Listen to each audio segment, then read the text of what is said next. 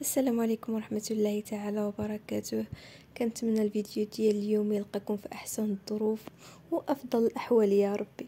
اليوم فيديو جديد ووصفه جديده. اليوم غنشارك معكم دي سيجار بالعجينه هاد المسمن كيجيو مورقين بحال الورقه ديال البسطيله. غادي تحتاجوهم بزاف هاد الايام المباركه المقبلين عليها وفي شهر رمضان ان شاء الله يا ربي. كيجيو خفافين ساهلين وحشوه لذيذه بزاف مقرمشين ومورقين. فيلا نشوفوا الطريقه على بركه الله. وقبل ما نبداو الوصفه ديالنا ما تنساونيش كما كنقول لكم فضلا وليس امرا التشجيع فقط، لايك وبارطاج ومشاركه الا كنتم مازال ما اشتركتوش في القناه. فيلا نشوفوا الوصفه على بركه الله. في واحد القصريه درت 4 الكؤوس ديال الدقيق الابيض، دقيق ديال الحلويات من بعد ما غربلته، واحد الكاس ديال السميد الناعم اي الفينو. كنضيف عليهم معلقه صغيره ديال الملحه ونصف معلقه ديال خميره الحلويات ومعلقه صغيره ديال السكر اللي تقدروا تعوضوه بالعسل، ومعلقه كبيره ديال الخل اللي كتخلي العجينه ديالنا تجي فتيه وهشيشه. صافي هنا كنبداو كنجمعوا العجينه ديالنا بالماء. انا بالنسبه ليا هنا احتاجيت 2 الكؤوس العنبه ديال الماء، وتقدروا حتى 2 الكؤوس ونصف اللي كيبقى على حسب النوعيه ديال الدقيق ديالكم واش كيشرب ولا لا. هنا صافي بديت كنجمع العجينه ديالي، كدلكوها تقريبا غير واحد 3 ديال الدقائق، لان من بعد ما كنخليوها هكا في واحد البلاصيكه كترتاح راه كتزيد كتدلك وكتعطينا الضوء وكتطلق. صافي هنا كما قلت لكم غير غادي نجمع العجين ديالي، غندلكو غير واحد شويه وغادي نغطيه هكا بواحد البلاستيكه اللي كتكون نقيه وكنخليه كيرتاح. فهاد الاثناء كندوز نوجد الحشوه ديالي اللي درت فيها الفلفله خضراء وصفراء وحمراء مع بصله متوسطه، ودرت عليهم شويه ديال الزيت النباتيه.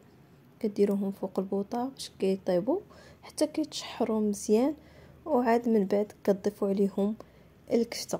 هنايا انا درت الكفته ديال اللحم، كيبقى اختياري انكم ديروا ديال الدجاج، والتوابل اللي درت فيها الملحه والبزار بابريكا والكمون، القليل من صلصه الصوجه وشويه من الهريسه اولا الصلصه الحاره اللي اكيد كتبقى اختياريه. فكندير ديك الكفته مع ديك التوابل فوق البوطه حتى كطيب ليا ديك الكفته مزيان. انا هنا كانت عندي في المجمد، بقيت كنحرك فيها هكايا حتى طابت ونشفت تماما من الماء. من بعد ما كطيب هكايا كنضيف عليها الشعريه الصينيه من بعد ما رطبتها في الماء سخون وقطعتها بالمقص اولا بالسكين، وشويه ديال القزبر ومعدنوس. تقدروا ديروا حتى القزبر يابس، انا ما توفرش عندي. كديروها تاني فوق البوطه غير واحد 3 دقائق باش ديك الشعريه الصينيه كتشرب لينا شويه من ديك التوابل اولا كتشرب لينا وكتشحر مع ديك التوابل. هنايا صافي من بعد كنضيف شويه ديال الزيتون خضر اللي حتى هو قطعته هكايا شويه رقيق، وخلاص ها الحشوه عندي كتكون واجده.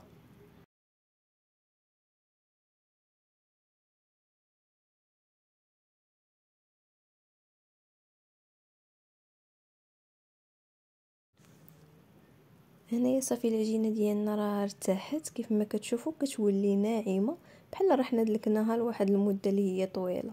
كنبقى كنشكلها هكا كرات. هنايا تقريبا عطاتني 7 ديال الكرات اللي حتى هما غادي نخليهم كيرتاحوا تقريبا واحد 10 دقائق حتى لربع ساعه. وفي هذا الاثناء غادي ندوز كنوجد الخلطه اللي غادي نورق بها هاد لي سيغار اولا هاد العجين ديالي. هنا خديت زبده مذوبه اللي ضفت عليها شويه ديال زيت نباتيه ومعلقه صغيره د النشا، خلطتها مزيان.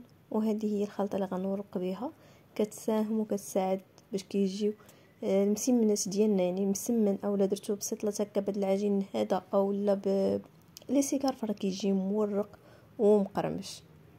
هنايا صافي بديت كنجمع اولا كنطلق العجين ديالي وكنبسطو هكايا. فهنايا كيكون ارتاح وخدا الوقت ديالو في الراحه، فكنبقى كنجبدو غير بهذا الشكل هكا بيدي يعني ما كنبقاش غير كنمشي فيه راه كنجبدو هكا راه ما كيتقطع معكم ما حتى شي حاجه. كنحاول هكا نجبدو حتى كيبدا كيبان ليا سطح العمل كيف ما هو موضح في لا فيديو.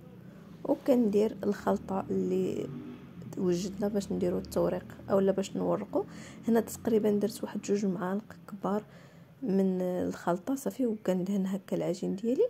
ومن بعد كنطوي الطوي اولا الطي العادي ديال المسمن، كنطويه على 3 كيف ما هو موضح في لا فيديو.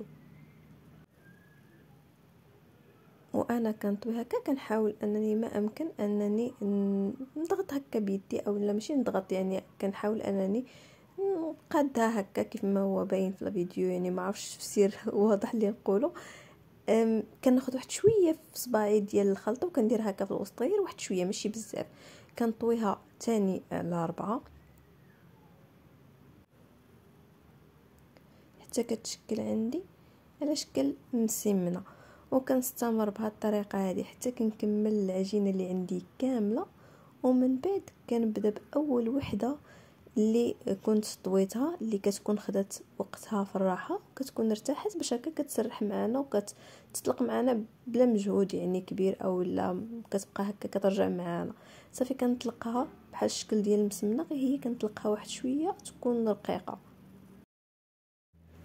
صافي. وكنبدا كنعمر الحشوه ديالي.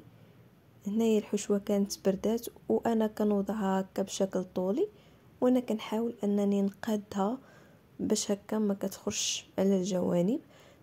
من بعد كنبدا كندور اولا كنلف العجين ديالي على ديك الحشوه. تقريبا كندير واحد 2 دورات كيف ما ودي تشوفوا يعني في لا فيديو، وكنحبس يعني ما كندورهاش على مسمنه كامله صافي. وكنقطع بالسكين تقريبا كل مسمنه راه كتعطيني 2 ديال لي بودان كيف ما كتشوفوا صافي. من بعد كنستمر بهذه الطريقه هذه العجين ديالي كامل اولا المسمنات كاملين اللي عندي، وكنديرهم في واحد الطاوه اللي غادي تدخل الفران.